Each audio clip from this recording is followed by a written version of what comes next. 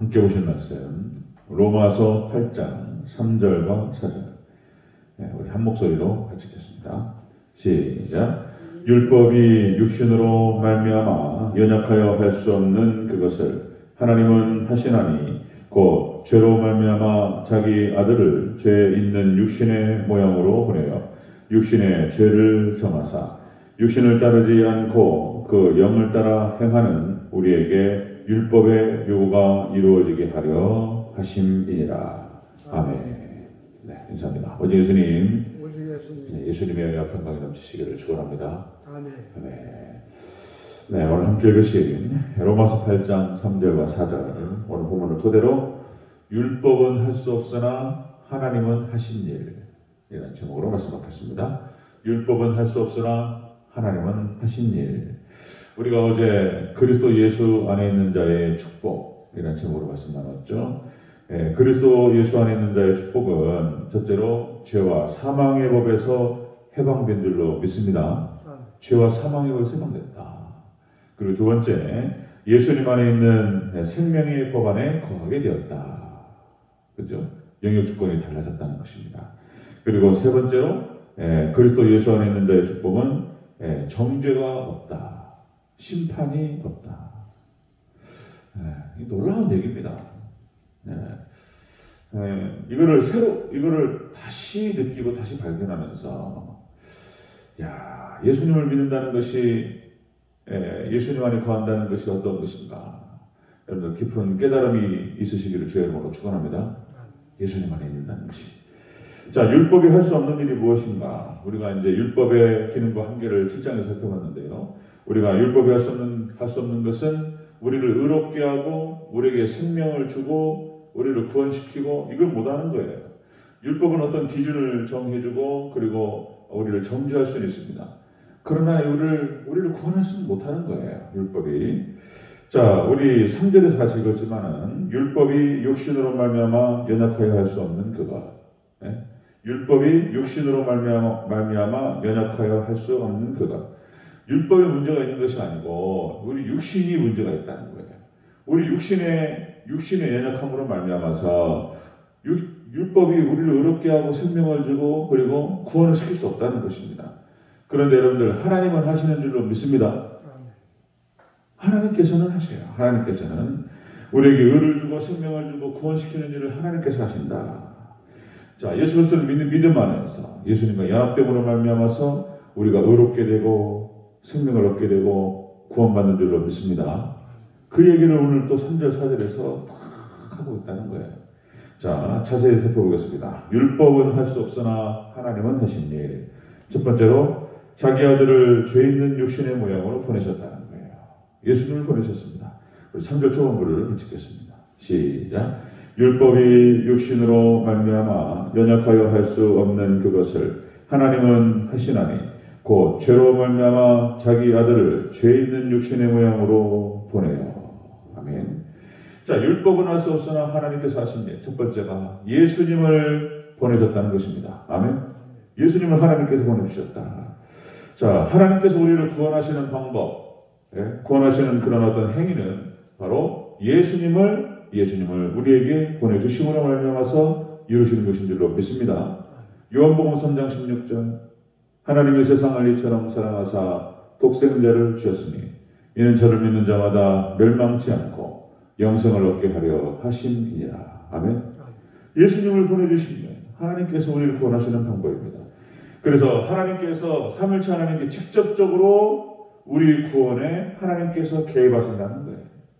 그래서 그 구원이 우리의 손 안에 달려있지 않고 하나님의 손에 달려있다라고 하는 것입니다. 그래서 이 구원론이 참 복잡하고 이게 양자역학의 세계처럼 뭔가 확정적이지 못하고 막 이러지만 자, 우리가 예수 그리스도를 믿는 믿음 안에서 예수님과 연합되어지고 예수님 믿고 하나님께 예수님께 나아갑니다. 자, 여러분들 그 모든 구원의 절차와 과정 가운데에서 하나님께서 직접적으로 이루실 줄로 믿습니다. 하나님께서 하시기 때문에 그 구원이 확실하다는 거예요. 여러분들 구원에 확신이 있으시기를 주의 이름으로 축원합니다. 하나님께서 하신다는 거예요. 자, 예수님께서는 죄가 없으셨습니다. 그죠? 죄가 없으셨고 완전 무결하셨다. 그런데 오늘 본문에 보니까 죄 있는 육신의 모양으로 오셨다. 그러니까 죄는 없으신 분이고 완전 무결하신 분인데 죄 있는 육신의 모양은 가지셨다는 거예요. 그래서 예수님께서는 공생의 기간 동안에 피곤하셨습니다. 그죠? 피곤하셨고, 그리고 때로는 고통을 느끼셨고, 마음의 고통과 육신의 고통을 느끼셨고, 그리고 슬픔을 느끼셨습니다. 그리고 하루 동안 지치고 힘들었고, 그 지친 몸을 이끌고, 그리고 습관을 쫓아 새벽에 하나님께 기도하셨습니다. 그리고 눈물을 흘리셨죠? 예수님께서는 육신의 모양을 가지셨다라고 하는 것입니다. 그러니까 우리가 그렇게 고백하는 것이죠. 예수님께서는 참 하나님이셨고 참 사람이셨다. 육신이 느낄 수 있는 모든 것들을 느끼셨다는 것입니다. 여러분들 영어 동시통역이라고 한다면 동시통역자들, 그러니까 영어로 말하면 바로 한국어로 해서 한국어로 번역을 합니다. 통역을 해요. 그리고 한국어로 듣고 영어로 바로 통역을 해요. 이게 동시통역자들, 영어를 잘하는 사람들인데, 이 동시통역자들은 두 가지 언어를 능숙하게 해야 되는 것이죠. 한국어, 영어 동시통역자면은 한국어를 유창하게 하고 영어를 유창하게 할 수 있는 사람이 하는 것입니다. 바로 예수님께서 중보자 역할을 감당하시기 위해서는 이 조건입니다. 참 하나님으로서의 조건과 그리고 참 사람으로서의 조건을 다 가지셨다는 것입니다. 그래서 우리의 중보자 역할을 감당하시는 줄로 믿습니다. 이렇게 예수님을 보내셨다. 율법은 할 수 없으나 하나님께서 하신 일은 뭐냐? 예수님을 보내심으로 이루신다는 것입니다. 자, 두 번째 보면요. 두 번째, 율법은 할 수 없으나 하나님은 하신 일. 두 번째, 육신의 죄를 정하셨다는 것입니다. 육신의 죄를 정하셨다. 이게 뭔 말이냐면 예수님께 죄를 대속하셨다는 뜻이에요. 예수님께서. 3절 다시 한번 읽겠습니다. 3절 시작. 율법이 육신으로 말미암아 연약하여 할 수 없는 그것을 하나님은 하시나니 곧 죄로 말미암아 자기 아들을 죄 있는 육신의 모양으로 보내어 육신의 죄를 정하사. 아멘. 육신의 죄를 정하셨다고 하는 것은 우리 인생의 죄를 짊어지셨다는 뜻입니다. 육신의 죄를 정하사.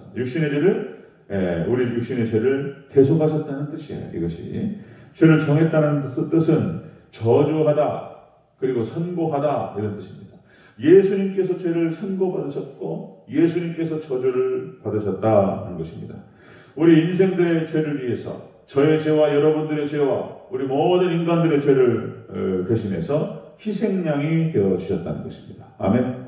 희생양이 되어주시고 희생제물이 되어주시고 속죄제물이 되어주셨다. 레위기에 나오는 모든 제사법, 의식법의 모든 희생제물 다 예수님을 예표한다라고 하는 거 여러분 잘 아시죠? 자, 흠없는 어린 양이어야 됐습니다. 흠없는 어린 양. 조건이 그런 겁니다. 여러분 이스라엘 백성들이 출애굽 당시에 양을 잡고 그 양을 피로 뭐라 어떻게 하죠? 문인방과 문설주에 발랐습니다. 그 양의 조건은 무엇이었죠? 흠없는 어린 양이었습니다. 아멘. 흠없는 어린 양. 깨끗하신 어린 양이에요. 그래서 그 양에게 모든 죄를 전가시키는 방식입니다. 그래서 유월절 어린 양을 잡아서 그 어린 양의 피로 문인방과 문설주를 발랐다. 그리고 광야에서 하나님께 제사를 드릴 때도 마찬가지입니다. 흠없는 것이어야 돼요. 희생제물. 그죠? 우리가 레위기에서 계속 확인하고 있는 것입니다. 그리고 이스라엘 백성들이 절기 때마다, 그죠? 유월절, 무교절, 초실절, 그 다음에 맥추절, 오순절, 그죠? 그리고 마지막에 대속절. 자, 대속절 다음에 장막절, 절기를 지킬 때, 이 대속죄를 지킬 때도 마찬가지입니다. 1년에 한 차례 흠없는 어린 양을 잡아서 그 양에게 모든 죄를 전가시키는 방식입니다. 그죠? 전가시키는 방식. 그럼으로 인해서 그 어린 양 안에서 죄가 해결된 줄로 믿습니다. 어린 양 안에서, 예수님 안에서 우리 죄가 해결되는 줄로 믿습니다. 이런 방식이었습니다. 자, 율법은 할 수 없으나 하나님께서 하신 일이 뭐냐? 예수님을 보내주신 거예요. 아멘. 예수님을 보내주시고 예수님 안에서 우리 죄를 해결하신 줄로 믿습니다. 예수님께 대속하시는 방식이었어요. 자, 세 번째 보면요. 율법은 할 수 없으나 하나님은 하신 일. 세 번째, 영을 따라 행하는 우리에게 율법의 요구가 이루어지게 하셨다는 것입니다. 자, 우리 4절을 읽겠습니다. 시작. 육신을 따르지 않고 그 영을 따라 행하는 우리에게 율법의 요구가 이루어지게 하려 하십니다. 아멘. 율법은 할 수 없으나 하나님께서 하신 일이 무엇이냐? 그것은 예수님을 보내주시고 그리고 예수님 안에서 우리 죄를 해결하시고 그리고 우리 안에서 영을 따라서 행하는 자가 되게 하셔서 율법의 요구가 이루어지게 하십니다. 하나님을 사랑하고 그리고 이웃을 사랑하고 그렇죠? 네, 그런 요구가 이루어지게 하셨다. 여기서 영을 쫓아 행하는 그것은 예수님의 영 성령님을 말하는 것입니다. 성령님. 자, 죄가 전가되는 형태로 인해서 예수님 안에 들어온 자들, 네, 그렇게 생명을 얻은 자 이렇게 표현합니다. 우리는 여기서 다시 자 여러분들 8장 1절 2절 8장 1절 2절 3절 4절에서 앞에 6장과 7장에서 얘기했던 것을 다시 확인하는 것을 볼 수가 있습니다. 8장에서 초두의 시작에서. 그래서 영역 주권을 다시 생각하는 거예요. 영의 영역에 육신의 영역에 있다가 영의 영역으로 들어와 버렸어요. 예수님과 연합된 자들, 예수님을 믿는 자들. 자, 골로새서 1장 22절에 이제는 그의 육체의 죽음으로 말미암아 화목하게 하사 너희를 거룩하고 흠없고 책망할 것이 없는 대로 그 앞에 세우고자 하셨으니. 아멘. 자, 그의 육체의 죽음으로 말미암아 화목하게 하셨다. 그죠? 그리고 너희를 거룩하고 흠없고 책망할 것이 없는 대로 그 앞에 세우고자 하셨다. 이렇게 되는 것이죠. 자, 그래서 우리는 지금 육신 가운데 있을 때 여러 가지 부족함이 있습니다. 다 인간이 죄인이고, 그죠?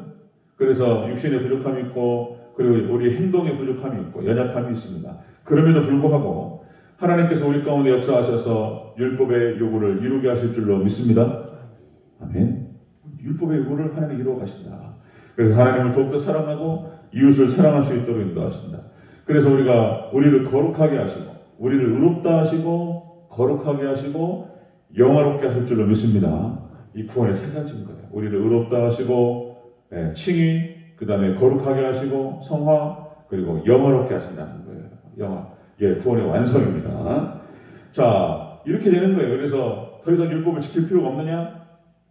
그런 뜻이 아니라는 거예요. 그런 뜻이 아니고, 예수님께서 이렇게 말씀하셨어요. 내가 율법을 폐하러 온 것이 아니요 완전케 하려 함이로다. 아멘. 자, 이 말은 우리가 막 완전해져야 된다, 그런 뜻도 있어요. 그런 뜻도 있는데 그것이 막 우리가 해야 된다 그러니까 막 그것이 어렵고 무겁고 불가능하고 막 이렇게 돼버리는데 그런 뜻이 아니고, 여러분들 하나님께서 우리 가운데 역사하셔서 우리 안에 역사하셔서 율법의 의를 이루어가게 하실 줄로 믿습니다. 그게 하나님 하신 일이라는 거예요. 그 예수님의 말씀과 오늘 본문의 말씀을 같이 맞물려서 봐야 되는 거예요. 우리가 하는 일이기도 하지만 하나님께서 이루실 줄로 믿습니다. 이 큰 은혜가 저와 여러분에게 있으시기를 주의 이름으로 축원합니다. 율법은 할 수 없으나 하나님께서 하신 일이 무엇이냐? 바로 예수님을 보내셨고, 그리고 예수님께 모든 우리의 죄를 다 전가시켰고 대속하셨고, 그리고 우리 안에서 역사하셔서 율법의 의를 이루게 하시고, 예수님을 닮아가게 하시고, 하나님의 형상을 닮아가게 하시고, 그리고 우리를 거룩하게 하시고 영화롭게 하실 줄로 믿습니다. 예수님 안에서 참된 기쁨과 평강을 누리시기를 주의 이름으로 축원합니다. 아멘. 기도하겠습니다.